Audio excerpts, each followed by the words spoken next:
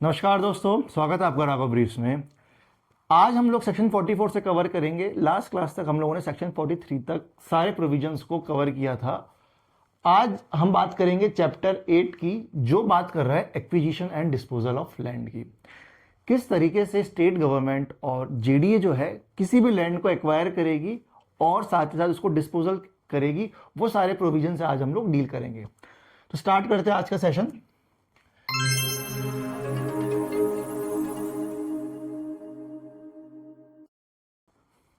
Section 44 बात कर रहा है पावर टू परचेज और लीज बाय एग्रीमेंट,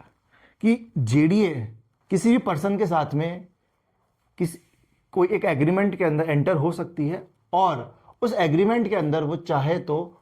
वो लैंड को एक्वायर कर सकती है through the means of purchase, या वो लीज के थ्रू भी उस लैंड को एक्वायर कर सकती है, या एक्सचेंज बाय द अथॉरिटी, या फिर ऐसी कोई लैंड है जिसकी वो बदली कर ले हुए उस पर्सन के साथ में, कि अपनी जो लैंड है, जो कि जेडी के पास में कोई लैंड है, उसके एक्सचेंज कर ले हुए उस लैंड के साथ में जिस लैंड की जेडीए को जरूरत है उस पर्टिकुलर पर्सन के साथ में। Of any land which the authority is authorise to acquire or any interest in such land, कि जेडीए को किसी भी लैंड की अगर जरूरत है या फिर किसी भी लैंड में उसको लगता है कि इस लैंड के अंदर हमारा इंटरेस्ट हो सकता है, फ्यूचर में हम इसमें कोई डेवलपमेंट कर सकते हैं, फिर कोई भी प्रोजेक्ट या स्कीम ला सकते हैं, तो जो जेडीए वो क्या कर सकती है, वो किसी भी पर्सन के साथ में एक एग्रीमेंट बना सकती है कि आपकी जो ये लैंड है ये हमारी हो जाएगी, और वो जो लैंड है उसको आइदर थ्रू परचेज या तो जेडीए खरीद सकती है, या फिर उसको लीज पे ले सकती है, या फिर उसको एक्सचेंज कर सकती है अपनी किसी लैंड के साथ में। सेक्शन 44 बात कर रहा है power of state government to acquire land. देखिए, सेक्शन 44 और 45 में डिफरेंस में बता देता हूं। ये है सॉफ्ट पावर और ये है हार्ड पावर।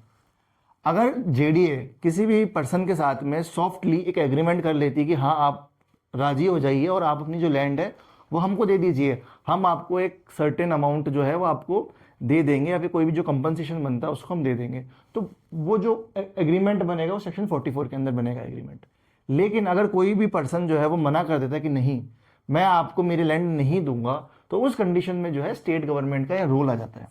कि स्टेट गवर्नमेंट क्या करेगी उस कंडीशन में, कि जो जेडीए है वो रिप्रेजेंट करेगी स्टेट गवर्नमेंट को कि हमको ये पर्टिकुलर लैंड चाहिए।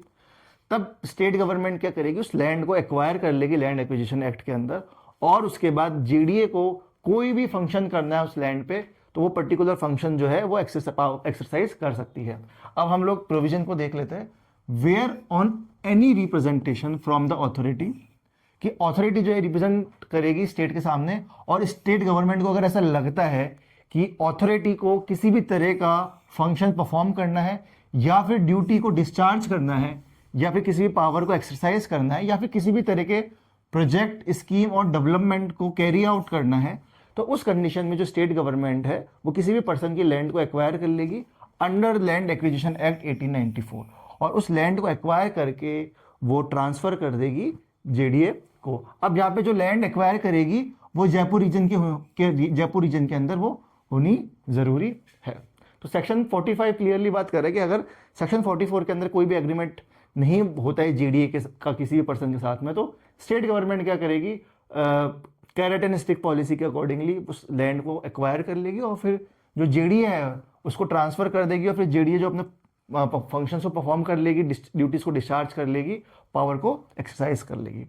सेक्शन 46 बात कर रहा है possession to be made available to the authority, की जो सेक्शन 45 के अंदर लैंड एक्वायर किया था स्टेट गवर्नमेंट ने, वो जो लैंड है उसका जो पोजीशन है वो स्टेट गवर्नमेंट क्या कर देगी, उसको अवेलेबल करा देगी अथॉरिटी को for the performing of its function, discharging it's duties and exercising it's power. की जो भी लैंड सेक्शन 45 के अंदर स्टेट गवर्नमेंट ने एक्वायर करी थी किसी भी पर्सन के साथ में, तो उस लैंड को अंडर सेक्शन 46 जो है अवेलेबल करा देगी जेडीए को, ताकि जेडीए जो है अपने फंक्शंस को परफॉर्म कर सके, ड्यूटीज को डिस्चार्ज सके और पावर को एक्सरसाइज कर सके। सेक्शन 54 बात कर रहा है land to vest in the authority and its disposal, कि जो भी लैंड अगर जयपुर रीजन के अंदर स्टेट गवर्नमेंट एक्वायर करती है, वो जो लैंड है अंडर सेक्शन 103 ऑफ Rajasthan 103 of the act of the Rajasthan land revenue act directly vest हो जाएगा किसके अंदर, जेडीए के पास। मतलब अगर कोई भी जो लैंड है वो एक्वायर करती है स्टेट गवर्नमेंट, तो वो जो लैंड है वो डायरेक्टली वेस्ट हो जाएगा जेडीए के पास। स्टेट गवर्नमेंट को किसी भी एक अलग नोटिफिकेशन निकालने की जरूरत नहीं है कि उस नोटिफिकेशन के अंदर अलग से दे रखा है कि ये जो लैंड हम एक्वायर कर रहे हैं वो जेडीए को जेडीए के जो अथॉरिटी के अंदर वेस्ट होती है। तो यहाँ पे किसी भी तरह का कोई भी अलग फर्दर नोटिफिकेशन निकालने की जरूरत नहीं है। हम लोग ये अंडर सेक्शन 54 ये मान लेंगे कि जो कोई भी लैंड एक्वायर करती है स्टेट गवर्नमेंट, वो लैंड जो है वो डायरेक्टली वेस्ट हो जाएगी किसके अंदर, जीडी के अंदर। लेकिन सेक्शन 103 के अंदर ऐसे दो लैंड है जिसको नहीं माना जाएगा कि वो जो है उस जीडीए की जो लैंड कही जाएगी। एक तो सेक्शन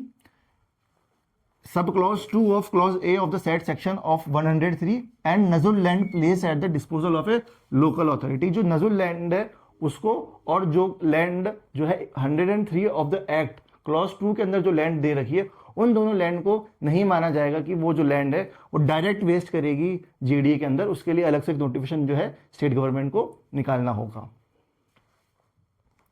अब जो भी लैंड डायरेक्टली वेस्टेड हो जाती है जेडीए के पास में, तो जेडीए चाहे तो क्या कर सकती है, take over such land for on behalf of the state government. उसको क्या करेगी, उसकी कस्टोडियन बन जाएगी, उसकी ट्रस्टी बन जाएगी। लेकिन जो ओनर होगा वो अभी भी स्टेट गवर्नमेंट रहेगी। जेडीए जो है कभी भी किसी भी लैंड के ओनर नहीं बन सकती, वो केवल कस्टोडियन बनेगी या फिर ट्रस्टी बनेगी। वो केवल लैंड का देखभाल करेगी, कोई भी डेवलपमेंट जो स्कीम है वो जो कैरी आउट करेगी वो जेडीए करेगी। लेकिन जो ओनरशिप रहेगी वो हमेशा स्टेट गवर्नमेंट की रहेगी।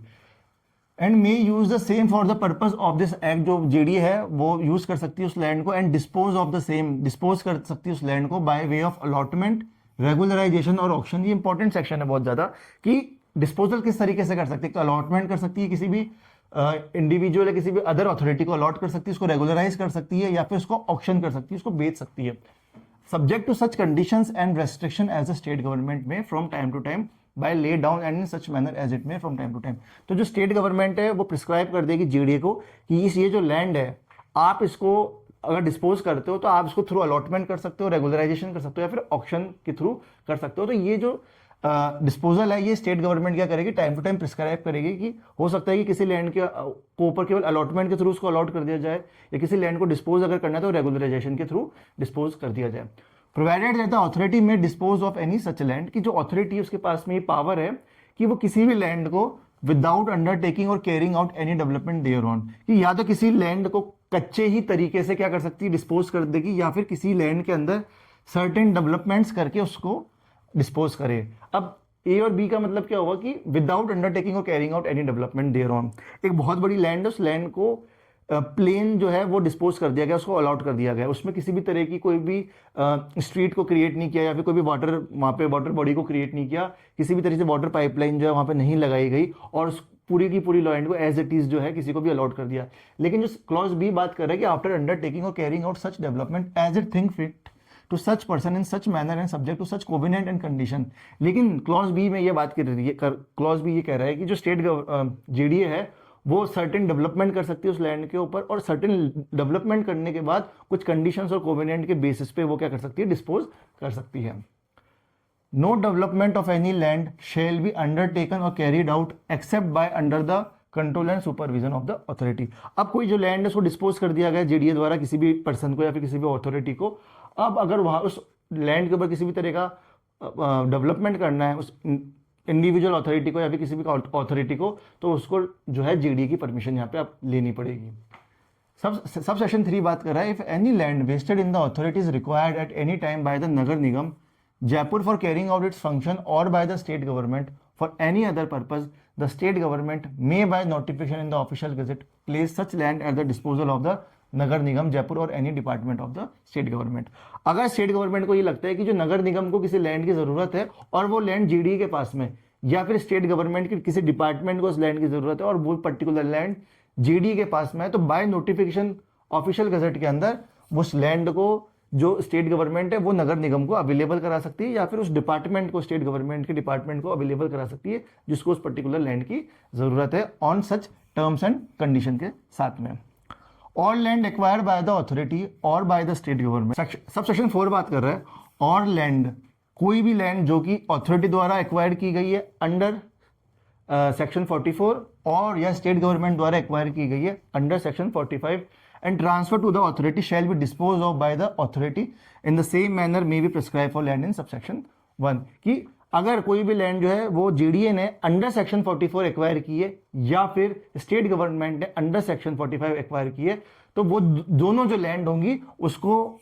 डिस्पोज करने की जो पावर है वो किसके पास में होगी, वो जेडीए के पास में पावर होगी। और जेडीए सब सेक्शन 1 जो भी हमने सब सेक्शन 1 डिस्कस किया था इस तरीके से डिस्पोज कर सकती है। अब ये जो लैंड की बात की गई, यहाँ पे कोई भी लैंड चाहे सेक्शन 44 के अंदर लैंड ली गई हो या सेक्शन 45 के अंदर लैंड ली गई हो, दोनों ही लैंड जो है वो जेडीए क्या कर सकती है, अंडर सेक्शन 56 के अंदर 54 के अंदर क्या कर सकती है, उसको डिस्पोज कर सकती है। तो आज के लिए इतना ही। अगले क्लास के अंदर हम लोग सेक्शन 54 क्लॉज ए से